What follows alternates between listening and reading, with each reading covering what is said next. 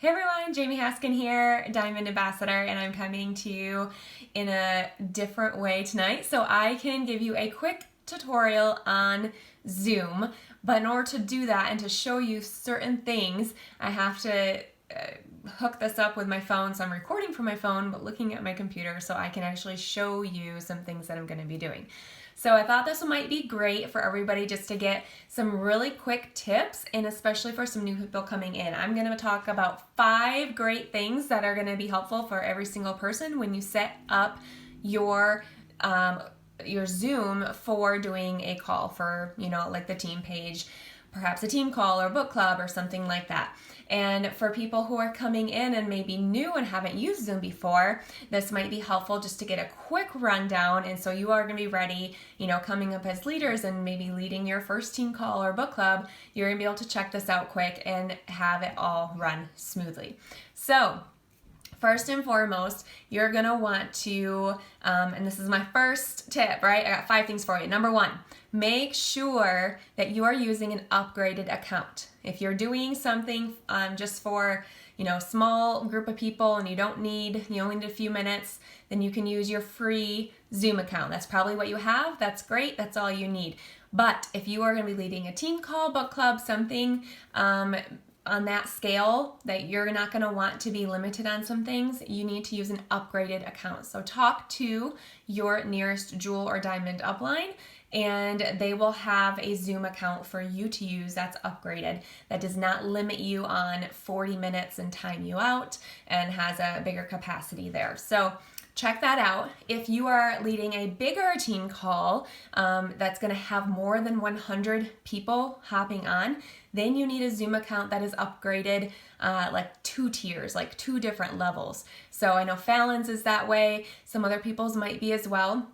So if you are leading Pink Power's team call or a team call that is going to exceed 100 people, maybe an event or something like that, then you want to have an even bigger upgraded account that's going to accommodate more than 100 people so everyone can get on. So number 1, make sure you're using that upgraded account. Number 2, we are going to walk through scheduling this meeting. So when you are logged into the upgraded account here, the first thing you're going to do is click on the top, schedule a meeting. When you do that, you will be able to come here and change the topic to whatever you want to change it to. If you want the date, the time that it goes for, if you would like. This is the more important part. We have a security feature here that we can use, and we generally recommend using it now because there are hackers that have gone into accounts and said very inappropriate things, and you just don't want that happening during your call. So you can have a passcode. You can even change the passcode to whatever you want it to be. You can change it to a word, or you can disable it altogether and have just the waiting room. When you go down here, you can also select this. It's kind of a nice feature to have the mute participants upon entry selected, just so that when a bunch of people start to come on, you don't hear a whole ton of stuff and maybe something that somebody doesn't want you to hear. So you can mute participants upon entry, and people can always unmute themselves and say hi or, something like that if need be during the call. Once you have that set, then you click save, and it's going to generate your call here. And so this goes with number 2 here. Copy the full invitation. So there is an invite link right here. This one is just a little quick small one, and we just tend to have problems with this one. Some people can't completely get on the call. It's wonky. I don't know why, and I'm guessing it's when people only copy that or they get it through Google Calendar or something like that. So right over here, it says copy invitation. You click it, and it's this full invitation here. You click copy meeting invitation. It automatically right there says copy to clipboard. And then exit out. And now you can go into Facebook and paste it into the comments of the post, or you can send it to yourself through Messenger or whatever you need to do. And you have that invitation. And then you go ahead and click start meeting, and it will start for you. I'm not going to because I'm already in a Zoom meeting right now. So once you are in, it's going to pop open. Right down here, you have the option to mute and unmute yourself, turn your video on or off. Mine automatically has the video off. I have to click it on, so everyone's might be at a different default setting. Also, you see the videos here, and I like to see the participants in the chat, especially if I am managing a call. I want to be able to see all that. So if you click the participants, this pops up on the left right here, and you also click chat, and that pops up at the bottom here. So here, my husband's on right now, so I could show some things. So here are the participants. If you have a waiting room enabled, as people try and get in, it'll say waiting room right here and how many people are waiting there, and you have to approve each person in. And you can screen that by checking their names, making sure there's nothing inappropriate. It'll also pop up over here as you're talking if, during the call someone tries to get in. And then down here is your chat, and of course you can talk to everybody there. When we have the waiting room enabled, a really great thing to do is to make someone a co-host. So this is number 3. We had upgrade account, copy full invitation, and number 3, make a co-host when you have a waiting room enabled. And even if you don't, it might be helpful in case someone unmutes during the call and you need someone to help mute people. So to make a co-host, you have someone in here, and you click the More button when you highlight over, and you just select Make Co-host. If that is not an option for you, then the person's Zoom account that you're using does not have it enabled, and they can have it enabled. It's just a simple feature when you're in the Zoom account in the beginning, and it's under settings or my preferences or something, and you just have to select that as a feature. So that is, if it's not there, that's why, and it can be there. So select Make Co-host, and now my husband has the ability to approve people to come in from the waiting room and to mute people if need be while I'm talking on the call. Tip number 4 is mute everyone before you start recording.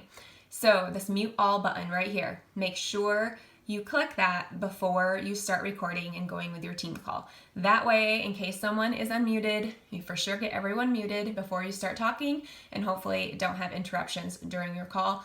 And if someone accidentally becomes unmuted, you can always go find them. They should get kicked to the top if they become unmuted, and then you just hover over it and click, it'll say mute. I already have them muted, so you can just hover over it and it'll say mute. So that is something you can do if need be, and if you have a co-host, they can do it for you. As you are getting ready to record, this is my number 5, my 5, and then I'm done with the big stuff, is go to view right here in the corner, and you can see if you are in speaker or gallery. So right now I'm in gallery. If I had 10 other people on this call, you would see all 10 people. 20, you'd probably see all 20 people, however many fit on this first screen here. So I am currently in gallery view. If I change to speaker view, you're gonna see just one thing here. Usually it's the last person who talked, and you're gonna see your own screen up here. This is speaker view. Before you hit that record button, please go and check what view you're in and make sure speaker is selected. So if it's selected, it means you're gonna be up here in this corner, and it's gonna be one big thing here, and you'll just see a handful of people here if there's more people on. This is ideal if you are recording calls, because if someone goes to watch the call afterwards, it's a lot easier to watch a call when you can actually see. If you're in speaker view, you're gonna see on the recording who is talking. That's who's gonna come up, and that's who you're gonna see the whole time on the recording.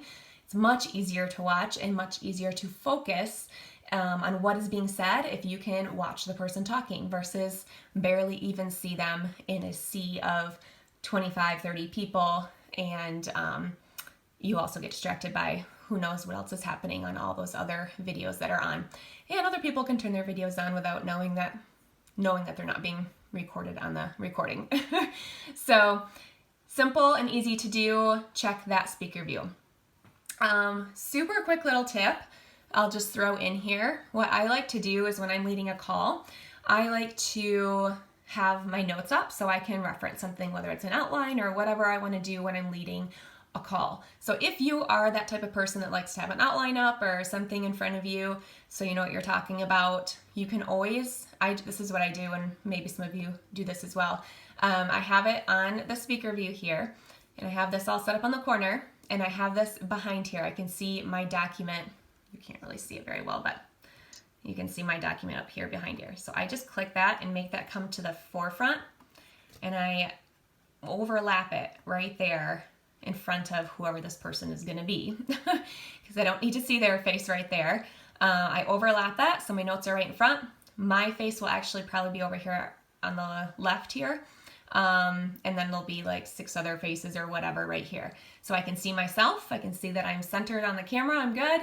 I have my notes here that I can scroll and keep going and scrolling as I'm talking, and have that all set to go. And I also still can see the people here if I need to mute someone, and I can see the comments going right here if I want to see what people are saying or respond to a question or something like that. So that is how I set that up. I can also come down here and mute or unmute myself if 2 people are leading and I need to do that partway through, any of that kind of stuff. So that's how I like to set myself up. When it is ready, I actually leave it up here, because when I click the record button, because I'm ready to record, I'll record on my computer. You can also record on the cloud. There's usually a limited amount of space on that, so if you run out of space, you might not have the option to record more unless you buy more space, but you can do that or record on your computer and then upload it to the team page or to YouTube from there.